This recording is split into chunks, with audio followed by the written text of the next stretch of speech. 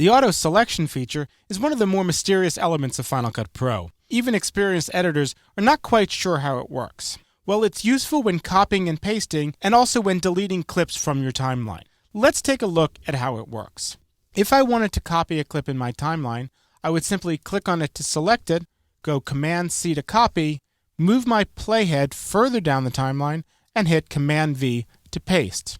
If you noticed, it pastes the clip on the exact same track that we copied it from. Let me go ahead and hit Undo. Suppose I wanted to copy this onto track 2 or to track 3. This is where Auto Select comes into play. By default, Final Cut Pro wants to paste the clip on the lowest selected Auto Select track that's available.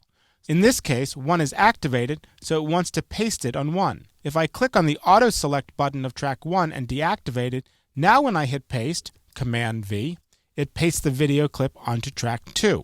So it always looks for the lowest active track. If I undo this again and deselect 1 and 2 for our audio, now when I hit paste, you see it goes to tracks 2 for the video and tracks 3 and 4 for the audio.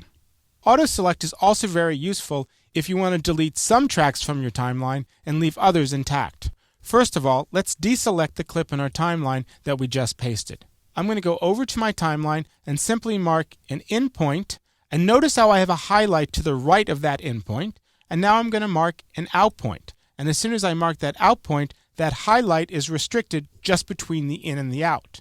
You'll also notice that some tracks are highlighted and some are not. The tracks that are highlighted are simply the tracks that have active auto selects, or in other words, the track is turned on. If at this point I press the delete key, only the tracks that have their highlights turned on are deleted from my timeline.